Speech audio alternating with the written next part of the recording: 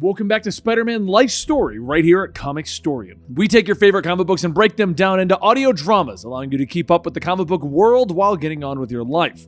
Today we're going to be covering issue 5 of Spider-Man Life Story. Spider-Man Life Story is a 6-issue series where each issue tells you a different decade of Spider-Man's life, and it treats it as if Spider-Man lived for 70 years, and what that storyline would look like if all of the plots were rolled into one storyline. We are now going into the early 2000s, and if you want to know what happened in the 60s, 70s, 80s, and 90s, then I recommend checking out our playlist. Here we go.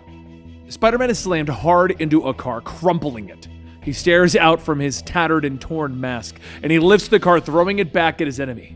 Morlun merely knocks the car aside, staring at Spider-Man. I thought you were the one, but you aren't, are you? You're an imposter, a copy, he says simply. Spider-Man leaps at him, punching him again and again, but it seems to have no effect, so Morlun reaches out, grabbing Spidey by the throat, holding him at bay. Did he think that he could trick me? I'm not some man in a costume, some simpleton robbing banks. Peter stares, his eyes widen as he feels the life being drained out of his body. I am forever. I will feed, Morlun tells the husk that was once Spider-Man. 2006. Peter Parker stands outside of his home talking to his daughter while he chops wood. Once again, they agree on what she should be doing with her life, what responsibility they both have. Benji comes running out, yelling for them both, and inside they find Mary Jane watching the news, shocked at what they were reporting. The screen shows Spider-Man dead in New York. His identity finally revealed to be Peter Parker. Peter Parker is shocked, staring at the screen, seeing his clone, the one that once went by the name Ben Reilly, now dead. No, this can't be. Ezekiel was right, he whispers, and MJ doesn't understand, but Peter explains that a man named Ezekiel came to him and told him that he was some sort of spider totem, that a creature named Morlun would eventually come to try and feed on him. Peter, we have to run! Can this Morlun guy find us? But Peter knows that Morlun is after him. He knows that he needs to run to figure out how the guy can track him. Oh God, and Stark, he's gonna take my company! He suddenly realizes, with MJ not believing how he can think of the company at a time like this. As Peter is packing up the bedroom, Claire comes in explaining to her father how he can't run from this. Ben Reilly became Peter Parker, running Parker Industries, staving off a hostile takeover from Stark Industries, and then battled Morlun until he died. Now the real Peter Parker needs to go back to New York and face this Morlun. Needs to be Spider-Man again. She knows that her father put on Ben's old mask once before, and has been a hero since giving up the title Spider-Man. You can't just wait for injustice to cross our path while people get hurt somewhere. You have the power. You have to fight for a better tomorrow. You have to be a hero, she explains to her father. Later, Peter is walking down the streets of New York. He just left the Daily Bugle, where he had given the editor Betty Brant the story about how someone had created a clone of him with Spider-Man's powers. He knew that eventually the whole truth would come out, and he had hoped that he could buy some time and draw Morlun out. As he walks up the steps of Parker Industries, lost in his own thoughts, he finally looks up, and standing before him is the Secretary of Defense, Tony Stark. Hello, Peter. Back from the dead, eh? How lucky, the man says to him, a small smile on his face. But Peter tries to push him aside. He doesn't want to deal with whatever Tony is peddling. But Tony looks the man up and down with his glasses. Special Stark tech. He knows the truth. He knows that Peter is really Spider-Man. Tony tells Peter Parker that the civil war between the heroes is getting worse. Steve Rogers and his resistance are getting people hurt. Because if you didn't register under the Superhuman Act, we have grounds to seize your assets as they may be unfairly acquired through powers, Tony explains to him. I can grant you amnesty. You can pass off your company shares to your family. You just have to come quietly, receive training, become a U.S. Avenger on the side of law and justice. What do you say? Peter glares at him, telling him to drop dead. Behind him, his squad of Avengers lands, and Tony shakes his head. Really wish you hadn't said that, Pete! Now we have to do this the hard way.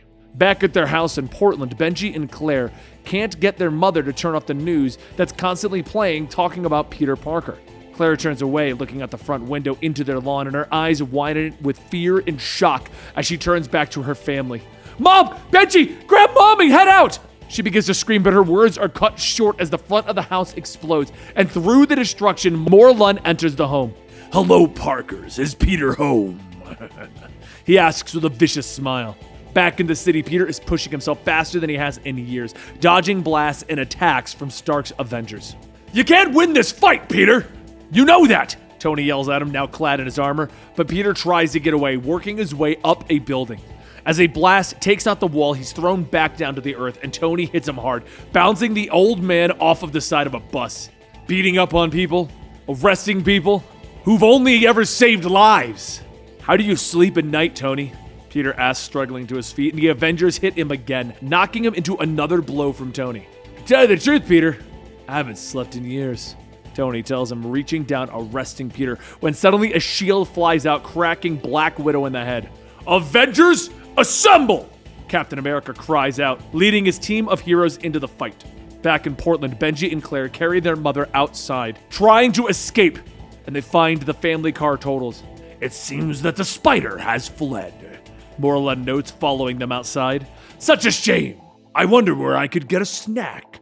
He smiles, and the twins step between the monster and their mother, rushing him together. Moreland knocks Claire aside as Benji kicks him hard in the face, but Moreland throws him away, grasping Claire by the throat as he begins to drain her. She feels the energy leaving her body, and she lashes out, cutting his face. He staggers, wounded, giving them time to rush into the woods. But back in New York City, the heroes clash as Peter races up to the side of Parker Industries. He smashes through the window, entering the office that he hasn't been in years. He opens up the vault, looking at the decades of costumes that are now there to greet him. Meanwhile, the kids keep running, with Moreland crashing through the woods behind them, and Benji sees the blood on his sister's hand, realizing how they can defeat the monster. He turns back, rushing at Moreland, yelling for his sister to attack when the creature is feeding. The young always think they can face me, because they think they live forever. He laughs, knocking the boy down at a single blow, and he reaches down, grabbing his hand around Benji's throat, and he begins to drain him. The curse that only belongs to me. The immortal, the indestructible. Moreland whispers, but Benji looks up, feeling the life leaving his body. Only indestructible. When you're not feeding, he gasps, and Moreland looks up sharply as Claire launches herself from behind him, cracking him across the face with a tree, knocking him away. He lands hard, impaling himself on a sharp and twisted branch. The monster dies as Claire and MJ run to Benji, cradling his wounded body. But back in the city, Spider-Man returns to the fight, leaping among Tony's Avengers, knowing that the billionaire wouldn't give them armor without a failsafe. He activates the signal, knocking down all of Tony's armored Avengers to the ground, their suits now useless. Damn it, Peter. You don't. Tony begins, but Peter reaches out, snatching the visor from his helmet away. Tony stands there, defeated. He believes that both Cap and Spider-Man are idiots. Nothing but kids with a schoolyard sense of right and wrong. This is a war, and they will both be drafted.